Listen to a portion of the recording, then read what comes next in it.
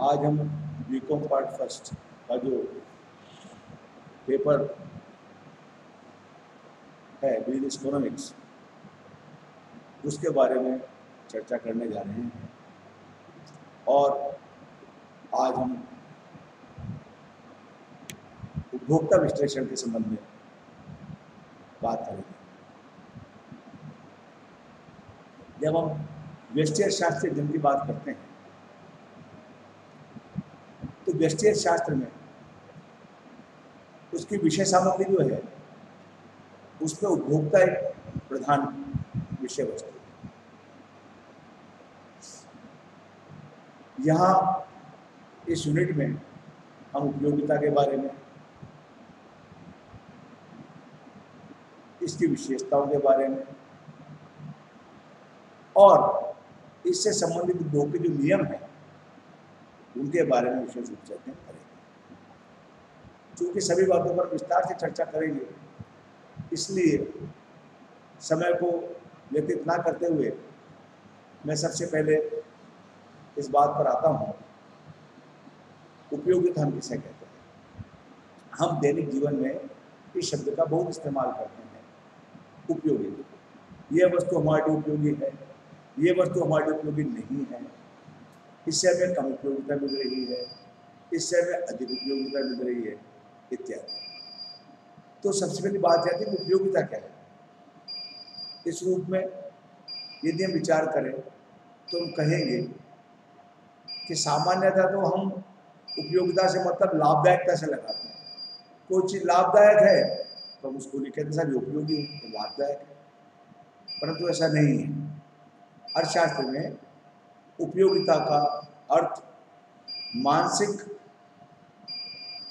संतुष्टि की क्षमता से लगाया जाता है। अर्थात उपयोगिता किसी वस्तु का वह गुण है जिससे किसी आवश्यकता की प्रत्यक्ष अथवा परोक्ष संतुष्टि की जा सके। यहाँ जो शब्द इस्तेमाल किया गया है वो संतुष्टि से है, लाभदायकता से नहीं है। मैं पुनः आपको कह रहा हूँ कि यहाँ उपयोगिता का मतलब है वो है संतुष्टि की क्षमता, यानी वस्तु अथवा सेवा का वह गुण जिससे किसी मानवीय आवश्यकता की संतुष्टि की जा सके, उसको हम क्या कहते हैं, उपयोगिता कहते हैं। और उपयोगिता प्रत्यक्ष भी हो सकती है, अप्रत्यक्ष भी हो सकती है, और इसका लाभदायकता से संबंध नहीं है। निश्चित रूप से जो वस्तु लाभदायक है उपयोगी तो होगी, परंतु कई बार ऐसा भी होता है कि वह वस्तु लाभदायक तो नहीं है परंतु वह व्यक्ति उसको अपने लिए उपयोगी मान रहा है और बाजार से उसको खरीद भी रहा है। आप सोच सकते हैं कि सर ऐसा कैसे।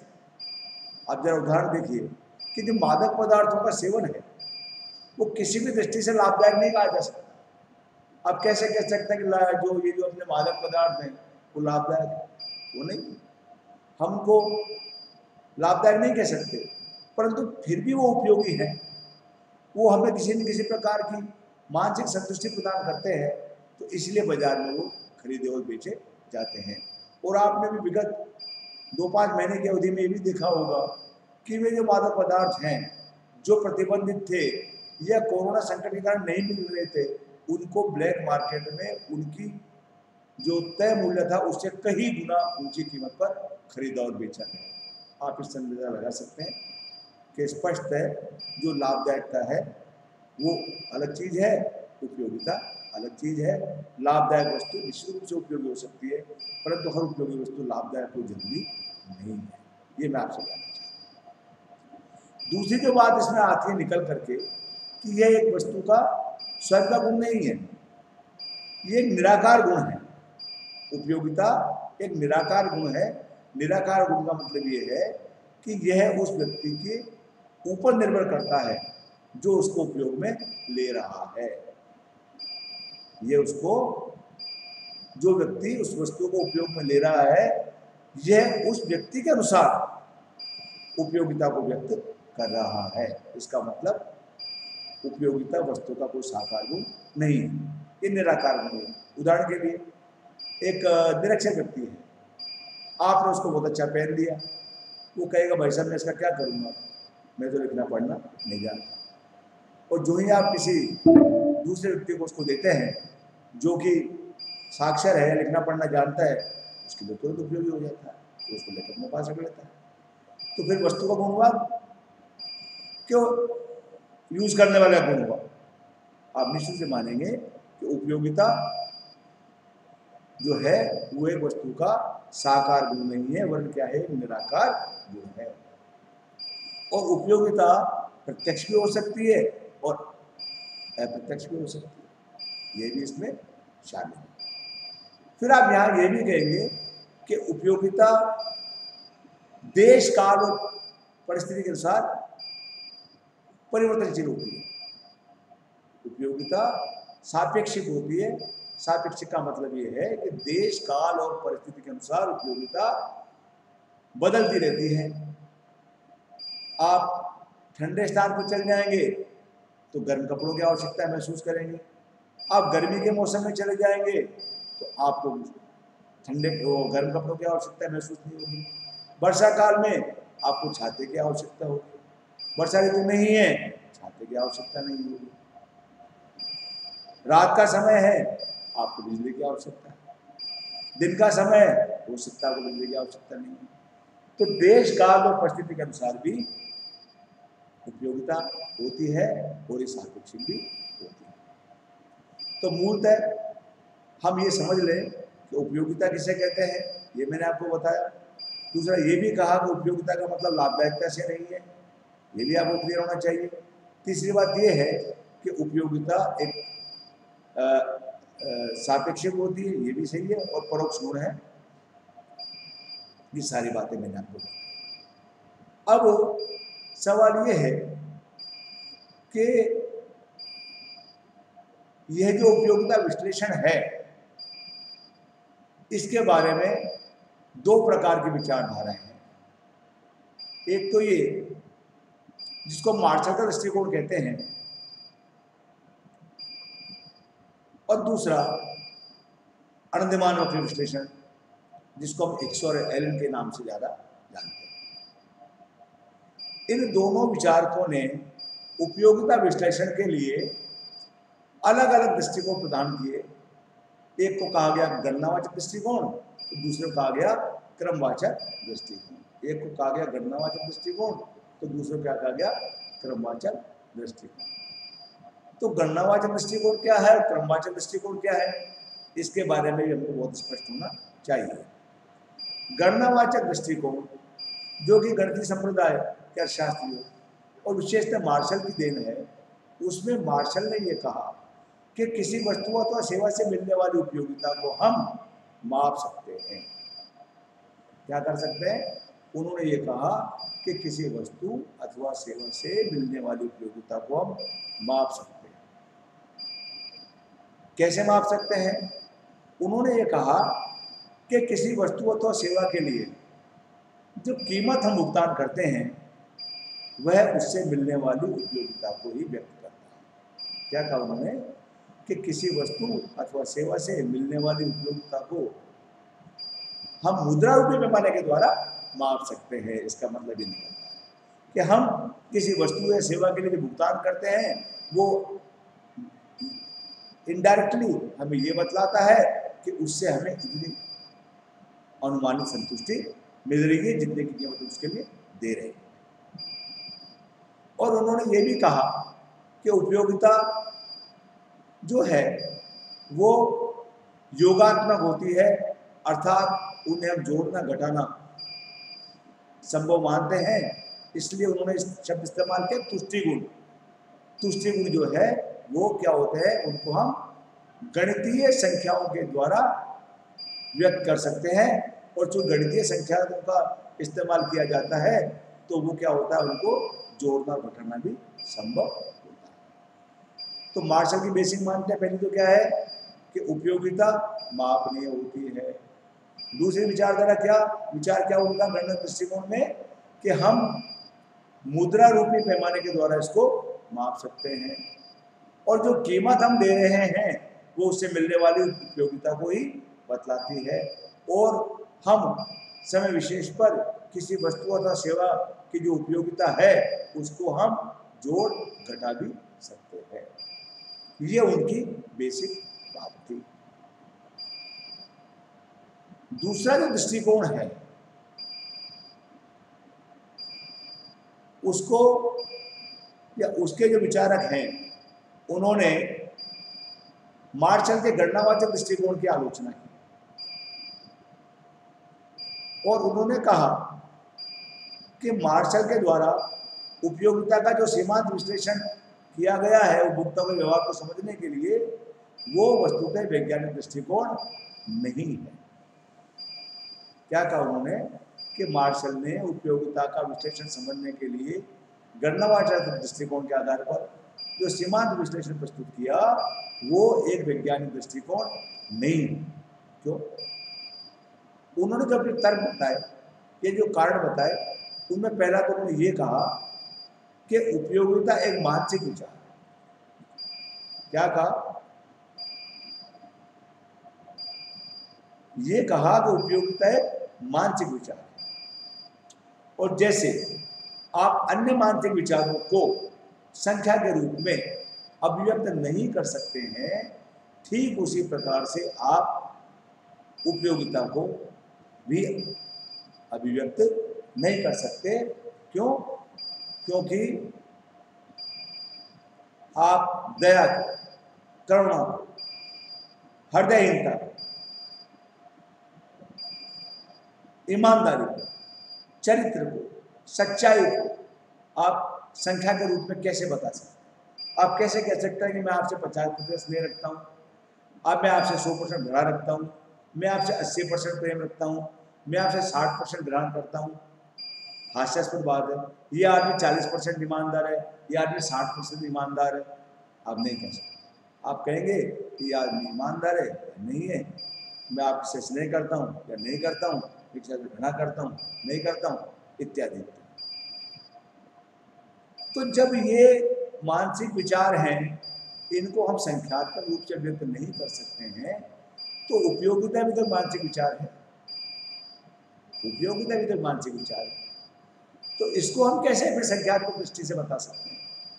इसका मतलब गणनावाचक दृष्टिकोण के जो शास्त्री हैं जिन्होंने एक नया विश्लेषण प्रस्तुत किया जिसे आप अनधिमान विश्लेषण या तटस्थ विश्लेषण कहते हैं या उदासीनता विश्लेषण कहते हैं या इंडिफरेंस का अप्रोच कहते हैं, उन्होंने जो कहा कि उपयोगिता एक मानसिक विचार है और इसको हम संख्यात्मक रूप से व्यक्त नहीं कर सकते। नंबर 2, दूसरा उन्होंने ये भी आलोचना की कि जिस मुद्रा रूपी मापदंड की वकालत या जिसको आधार मानने कर उपयोगिता को मापने का प्रमाण मार्शल ने दिया, वास्तव में वह भी अपने आप में एक अपूर्ण मापदंड है।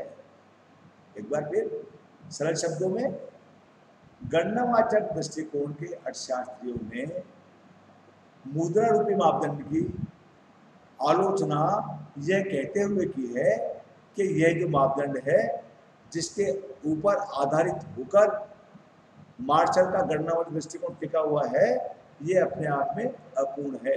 क्यों? इसके लिए उन्होंने ये कहा कि मुद्रा भी एक वस्तु है, मुद्रा भी एक वस्तु है और जिस प्रकार से किसी वस्तु की मात्रा में और उसकी उपयोगिता में उल्टा संबंध पाया जाता है, ठीक उसी प्रकार से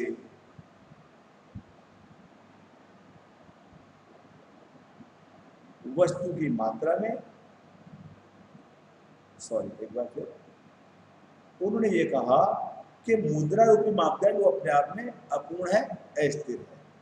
जैसे किसी वस्तु की उपयोगिता उसकी मात्रा से विपरीत रूप से प्रभावित होती है, जब किसी वस्तु की इकाइयाँ ज़्यादा हो जाती हैं तो उपयोगिता कम मिलती है, इकाइयाँ कम होती है तो उपयोगिता ज़्यादा महसूस होती है। यही बात मुद्रा के क्षेत्र में भी लागू होती है। जब हमारे पास मुद्रा इकाइयाँ ज़्यादा हो जाती हैं तो हमारे लिए उसकी सीमांत उपयोगिता कम रह जाती है और जब मुद्रा की इकाई हमारे पास कम रह जाती है तो हमारे लिए उसकी उपयोगिता बढ़ जाती है। इसका मतलब ये कि मुद्रा रूपी मापदंड भी अपने आप में फेयर नहीं है, स्थिर नहीं है, और उसका मूल्य भी, या जिसको हम कहेंगे क्रय शक्ति, वो भी घटता और बढ़ता रहता है। तो उनका ये कहना रहा कि आप उस पैमाने से क्या कर सकते हैं जो अपने आप में फिक्स नहीं हो।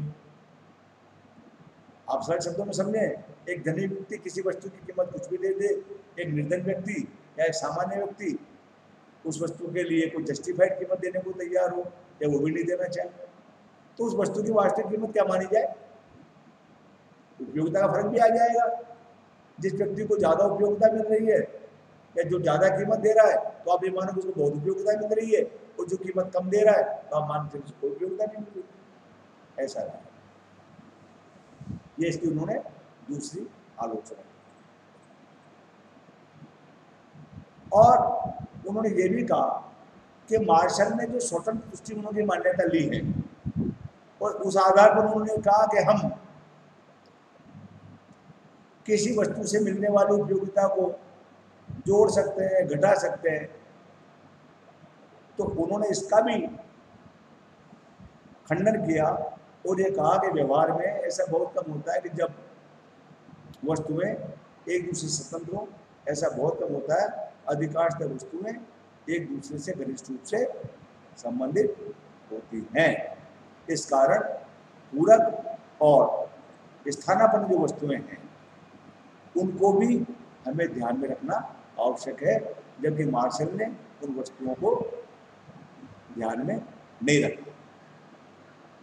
तो इन प्रमुख आलोचनाओं के आधार पर ये जो क्रमवाचक अर्थशास्त्री है, उन्होंने ये कहा कि एक उपभोक्ता यह बतला सकता है कि वह किसी वस्तु को अथवा वस्तुओं के समूह को दूसरी वस्तु अथवा समूह की तुलना में अधिक चाहता है या कम चाहता है।